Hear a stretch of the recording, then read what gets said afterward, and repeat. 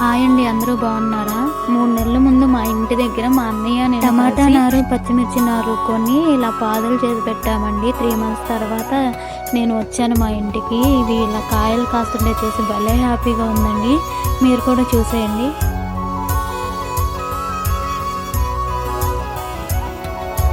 పచ్చదనమే పచ్చదనమే తొలి తొలి వలపే పచ్చదనమే పచ్చిక నవ్వుల పచ్చదనమే ఎతకు సంవతం చెలి ఎతకు సంవతం చెలి